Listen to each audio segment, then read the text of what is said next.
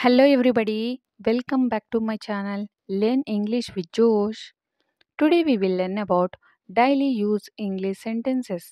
I hope these sentences are very helpful to speak in English. If you are new to this channel, please like and subscribe. Let's start. నీకు గుర్తుందా నిన్న రాత్రి ఏం జరిగిందో? నీకు గుర్తుందా నిన్న రాత్రి ఏం జరిగిందో? ఇంగ్లీష్లో do you remember what happened last night?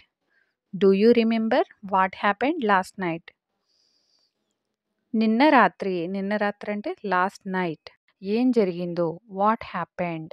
నీకు గుర్తుందా? Do you remember? See the next one. నువ్వు వెళ్ళడానికి సిద్ధమా? నువ్వు వెళ్ళడానికి సిద్ధమా అని అడుగుతూ ఉంటాం కదా, దీన్ని ఇంగ్లీష్లో are you ready to go? Are you ready to go అని అంటాం. See the next one. ఇది మన కర్తవ్యం, ఇది మన కర్తవ్యం అనే సందర్భాల్లో it's our duty, it's our duty. Duty అంటే కర్తవ్యం. See the next one. నా పక్కన నిలబడకు, నా పక్కన నిలబడకు అనే సందర్భాలు ఇంగ్లీష్లో ఈ విధంగా చెప్పాలి. Don't stand beside me, don't stand beside మీ.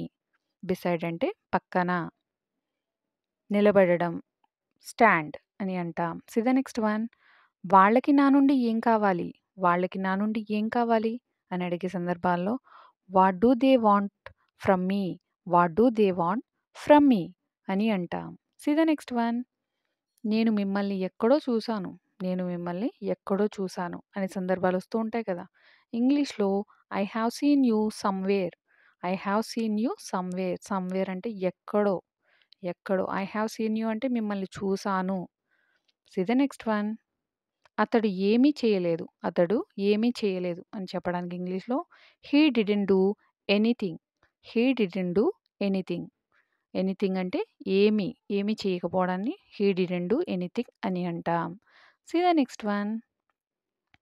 నా దగ్గర చిల్లర లేదు, నా దగ్గర చిల్లర లేదు అని అంటూ ఉంటాం కదా, ఇంగ్లీష్లో I don't have change, I don't have change అని చెప్పవచ్చు. See the next one. నీకు మంచి జ్ఞాపక శక్తి ఉంది, నీకు మంచి జ్ఞాపక శక్తి ఉంది. ఇంగ్లీష్లో you have a good memory, you have a good memory. See the next one. రేపు రావడం మర్చిపోకు, రేపు రావడం మర్చిపోకు అని చెప్పే సందర్భాల్లో don't forget to come tomorrow, don't forget to come tomorrow. రేపు రావడం మర్చిపోకు అని చెప్పడానికి. See the next one. మనం భవిష్యత్తు గురించి ఆలోచించాల్సిన అవసరం ఉంది, మనం భవిష్యత్తు గురించి ఆలోచించాల్సిన అవసరం ఉంది. ఇంగ్లీష్లో we need to think about the future, we need to think about the future. About the future అంటే భవిష్యత్తు గురించి ఆలోచించాల్సిన అవసరం ఉంది అని చెప్పడానికి we need to think. Think అంటే ఆలోచించడం. See the next one. పక్కకు జరుగు, పక్కకు జరుగుని ఇంగ్లీష్లో ఈ విధంగా చెప్పాలి మూవ్ ఎసైడ్. ఎవరైనా అడ్డుగా ఉన్నట్లయితే మూవ్ ఎసైడ్ అని అంటాం. See the next one. కొంచెం జరుగుతారా, కొంచెం జరుగుతారా అని రెస్పెక్ట్ఫుల్గా అడగడానికి would you mind moving a bit, would you mind moving a bit అని అంటాం. See the next one. ఇక్కడ కాసేపు ఆగు, ఇక్కడ కాసేపు ఆగు అనే సందర్భాలు వస్తూ ఉంటాయి కదా, stay here for a while, stay here for a while అంటే కాసేపు, ఇక్కడ ఆగు stay here. See the next one. నీకు కోపం ఎందుకు వస్తుంది, నీకు కోపం ఎందుకు వస్తుంది అని అడిగే సందర్భాల్లో why are you getting angry, why are you getting angry. Getting angry అంటే కోపం రావడం. ఎందుకు వస్తుంది? Why are you getting angry. See the next one. నువ్వు ఈ పని చేయడానికి చాలా చిన్నవాడివి, నువ్వు ఈ పని చేయడానికి చాలా చిన్నవాడివి. You are too young to do this, you are too young to do this. See the next one. కోపంలో నేను అన్నదానికి నన్ను క్షమించు, కోపంలో నేను అన్నదానికి నన్ను క్షమించు అని చెప్పే సందర్భాల్లో forgive me for what I said in rage, forgive me for what I said in rage. See the next one. మనం ఇంతకు ముందే కలిసామనుకుంటా, మనం ఇంతకు ముందే కలిసామనుకుంటా అనే సందర్భాలు వస్తూ ఉంటాయి కదా, ఇంగ్లీష్లో I think we have met before, I think we have met before అంటే ఐ థింక్ అనుకుంటా, వీ హ్యావ్ మెట్ బిఫోర్ ఇంతకు ముందే కలిసాం. See the next one. నేను అతడితో ఉండాలి. నేను అతడితో ఉండాలి అనే సందర్భాల్లో I should be with him. I should be with him. నేను ఆమెతో ఉండాలి అంటే I should be with her. I should be with her. నేను నీతో ఉండాలి అని చెప్పడానికి I should be with you. I should be with you అని అంటాం. See the next one. మీరు ఇతర దేశాలకు వెళ్లారా? మీరు ఇతర దేశాలకు వెళ్లారా? అంటే అదర్ కంట్రీస్ వెళ్లారా అని అడిగే సందర్భాలు వస్తూ ఉంటాయి కదా! ఎవరినైనా అడిగేటప్పుడు have you been to other countries? Have you been to other countries? ఎక్కడికైనా వెళ్లారా అని అడగడానికి హావ్ యూ బీన్ టు అని యూజ్ చేస్తాం. See the next one. ఆమె కారు ఎక్కి వెళ్ళిపోయింది. ఆమె కారు ఎక్కి వెళ్ళిపోయింది. ఇంగ్లీష్‌లో ఈ విధంగా చెప్పాలి. She got into the car and drove away. She got into the car and drove away అని అంటాం. See the next one. అది నీపై ఆధారపడి ఉంది. అది నీపై ఆధారపడి ఉంది. ఇంగ్లీష్‌లో ఈ విధంగా చెప్పాలి. It depends on you.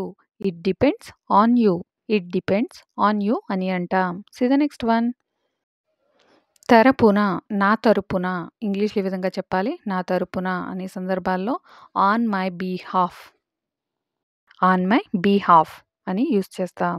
ఎగ్జాంపుల్‌గా అతడు నా తరపున మాట్లాడాడు. అతను నా తరపున మాట్లాడాడు అనే సందర్భాల్లో he spoke on my behalf. He spoke on my behalf అని అంటాం. See the next one. నువ్వెందుకు అతడికి కోపం తెప్పించావు? నువ్వెందుకు అతడికి కోపం తెప్పించావు అనే సందర్భాల్లో why have you offended him. Why have you offended him. See the next one. నేను చెప్పడానికి ఏం లేదు. నేను చెప్పడానికి ఏం లేదు. I have nothing to say. I have nothing to say. See the next one. నువ్వు చాలా అమాయకుడివి. నువ్వు చాలా అమాయకుడివి అనే సందర్భాలు వస్తూ ఉంటాయి కదా! ఇంగ్లీష్‌లో you are so innocent. Innocent అంటే అమాయకుడు అని చెప్పడానికి. See the next one. ఆమె తన కన్నీళ్లను ఆపుకోలేకపోయింది. ఆమె తన కన్నీళ్లను ఆపుకోలేకపోయింది. ఇంగ్లీష్‌లో ఈ విధంగా చెప్పాలి. She couldn't control her tears. She couldn't control her tears అంటే టియర్స్ అంటే కన్నీళ్ళు. ఆపుకోలేకపోయింది కాబట్టి couldn't control. See the next one. ఇందులో నా తప్పేముంది? ఇందులో నా తప్పేముంది అనే సందర్భాలు వస్తూ ఉంటాయి కదా! ఇంగ్లీష్‌లో what is my fault in it. What is my fault in it అని అంటాం. See the next one. నీకు ముందుగా ఏది చెప్పాలి? నీకు ముందుగా ఏది చెప్పాలి? ఇంగ్లీష్‌లో which one should I tell you first. Which one should I tell you first అని అంటాం. Thank you for watching. Please like and subscribe. Learn English with జోష్.